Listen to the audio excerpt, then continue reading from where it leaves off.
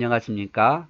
히브리서 또 6번째 시간이죠. 오늘은 히브리서 3장 7절에서 19절까지 보도록 하겠습니다. 자, 또 그러므로라는 단어를 씁니다. 항상 결론이죠.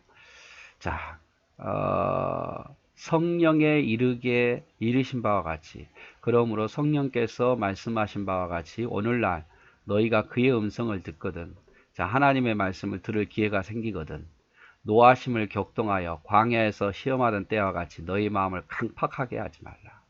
하나님의 말씀을 듣거든 마음을 강팍하게 하지 말라, 그 말이죠. 강팍하게 하지 말라. 또 거기서 너희 열조가 나를 시험하여 증언하고 40년 동안 나의 행사를 보았느니라. 나를 시험하지 말란 말이에요. 자, 하나님의 음성을 들을 때에 중요하게, 아주 중요합니다. 하나님의 음성을 들을 때에 마음을 강팍하게 하지 말고 나를 시험하지 말라. 너희 열조가 40년 동안에 하나님이 행하신 일들을 보았음에도 불구하고 내가 너에게 말할 때 그들이 시험했다, 이 말이죠.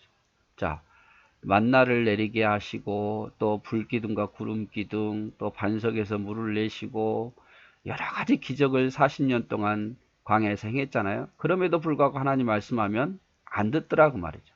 오히려 하나님을 시험하고 더 큰 것을 보여달라고 말하고, 그러지 말라, 그 말이죠. 마음을 강팍하게 하지 말라. 하나님 말씀함에도 불구하고 순종치 아니하고 듣지 아니하는 그런 어리석은 자가 되지 말 것을 당부하고 있습니다. 그래서 너희가 그의 음성을 듣거든. 그래서 그러므로라는 단어를 통해서 하나님의 말씀을 듣고 순종할 것을 당부합니다. 절대로 흘려듣거나 경히 여기지 말라. 우리 앞에서 봤죠? 그래서 하나님의 음성을 들을 때는 마음을 강팍하게 해서는 안 돼요. 제발 여러분 강팍하지 마십시오. 하나님의 말씀을 막 판단하고 그러지 마십시오, 여러분. 마음을 하나님 말씀 앞에 강팍하면 안 돼요. 묵은 땅이 돼서는 안 된단 말이에요. 여러분, 묵은 땅에다 씨앗을 뿌려봐야 씨앗이 뿌리를 못 내립니다. 그래서 흙을 갈아엎잖아요. 그래서 하나님의 음성을 들을 때는 강팍하지 말고 깨어지기 쉬운 마음이 되십시오. 아멘, 아멘. 옥토와 같은 마음이 되라, 그 말이죠. 설교 들을 때에, 성경을 대할 때 마음 강팍하지 말고 깨어지기 쉬운 부드러운 마음을 가지라, 그 말이죠. 또 하나님의 음성을 들을 때 제발 시험하지 마십시오. 의심하지 말라, 그 말이죠. 이스라엘 백성들이 그러했어요. 하나님을 시험했어요, 시험. 이스라엘 백성들은 조금 전에도 말했지만 광야에서 너무 놀라운 기적을 보았음에도 불구하고 또 하나님을 의심한단 말이에요. 더 큰 기적을 보여달라고. 그러지 말라고 말이죠. 아주 중요한 말씀입니다. 그의 음성을 듣거든, 말씀 앞에 서거든 마음을 강팍하게 하지 말고 하나님을 시험하지 말라라고 말합니다.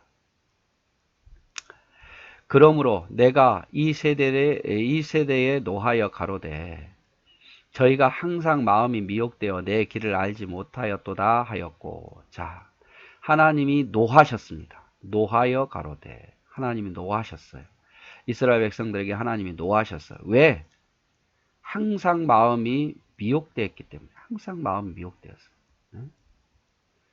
누가 좀 사탄이 야 뭐 좀 미혹하면 그 훅 하고 넘어가 버리더라, 그 말이죠. 그래서 하나님이 노하셨다라고 말.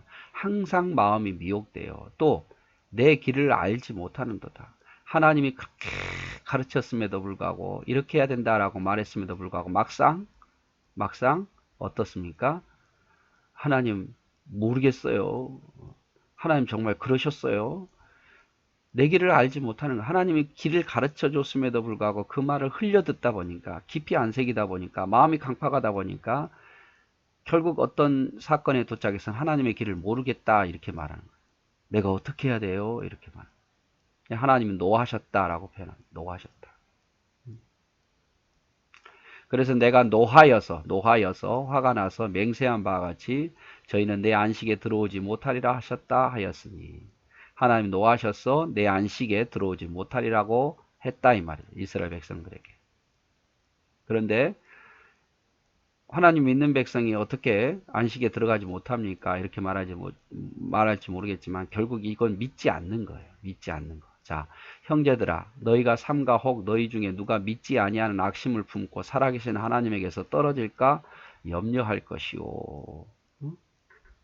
혹시라도 믿음에서 떠날까 걱정된다. 여러분, 이런 생각을 할 수 있죠. 내가 하나님 믿는데 내가 믿음에서 떠날 수 있나? 불안할 수 있죠. 근데 여러분, 믿음의 사람은 하나님께 떨어지지 않고 안식에 들어가지 못하지도 않습니다. 들어갈 겁니다. 근데 들어가지 못한 이유가 뭡니까? 믿음에서 떨어진 이유가 뭡니까? 믿지 않았기 때문에. 결론은 믿지 않았기 때문에. 믿는 것처럼 보이지만 믿지 않았기 때문에 그래요. 자, 19절에 보면, 쭉 다음에 보면, 이로 보건대 저희가 믿지 아니함으로 능히 들어가지 못한 것이라. 왜 하나님 우리를 버리셨어요? 우리가 하나님 믿는다고 말했는데 왜 버리셨어요? 이렇게 말했지만 실제로 그들은 믿지 않았다. 믿지 않아서 마음이 강팍했고, 믿지 않아서 순종했고, 믿지 않아서 하나님을 시험하고 이랬다 이 말이에요. 믿지 아니함으로 안 들어간 거지. 믿음 있는데 하나님께서 그들을 떨어지게 하고 그들을 들어가지 못하게 하고 하지 않는다고 말이죠. 그래서 하나님이 노하여서 내 안식에 들어오지 못하리라 이렇게 한 것은 그들이 마음에 미혹이 되고 내 길을 알지 못하고 강팍하고 순종하지 아니했기 때문에 그런다. 이건 믿음이 없기 때문에 그런 거예요. 여러분, 말씀에 순종하지 않는 이유가 뭡니까? 믿음이 없기 때문에 그런 거예요. 믿음이 없기 때문에. 정말 하나님을 믿는다면, 하나님의 능력을 믿고 천국을 믿는다면 그럴 수 있습니까? 그러지 못해요, 여러분. 정말 하나님 믿는다면 하나님의 말씀에 강팍할 수 있냐고 말이죠. 그렇지 못해요. 네. 결국에는 19절에 뭐냐면 믿지 아니했기 때문이죠. 그래서 여기서 다시 한번 말하면 하나님께서 노하셨습니다. 왜? 항상 미혹되니까. 항상 미혹되니까. 항상 시험 들어있고 항상 미혹되고 사람의 말에 항상 넘어지고 미혹되고 사탄의 유혹에 늘 미혹되고 넘어지고 하나님 노하셔요. 하나님 늘 가르쳐 줬음에도 불구하고 똑같이 하나님 내가 모르겠습니다. 또 처음 듣는 것처럼 하나님이 노하십니다.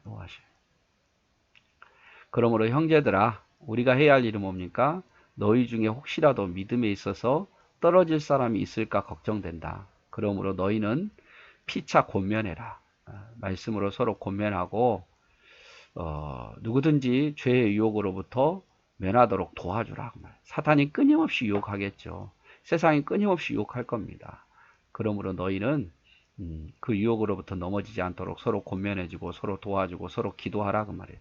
그 사람이 들을 만한 믿음이 된다면 그 사람에게 권면해주고 들을 만한 믿음이 안 된다면 어쩔 수 있습니까? 내가 말하면 말할수록 더 시험 빠지는데 그럴 때는 그냥 기도밖에 없는 거죠.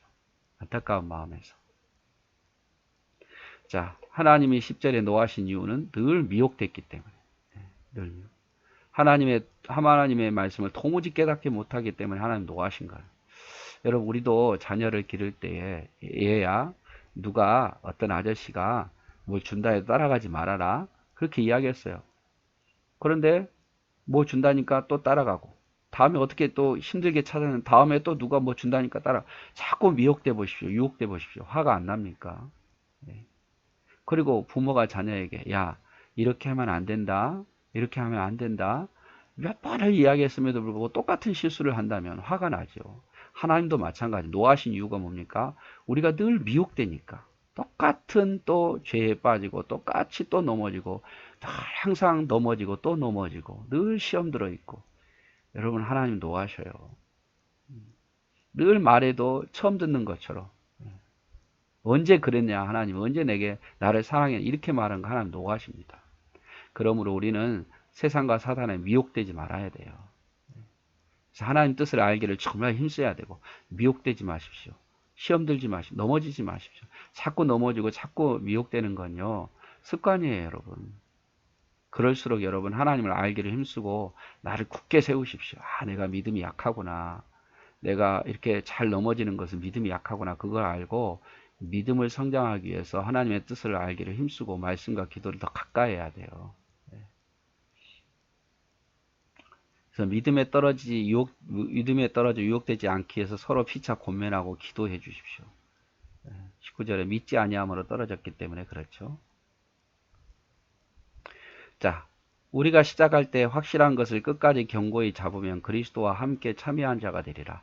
지금 유대 그리스도인인데 유대인들이 하도 핍박하니까 어떻게 했어요? 배도자가 생겼다고 말했죠. 다시 유대교로 돌아가는 사람이 생겼어요.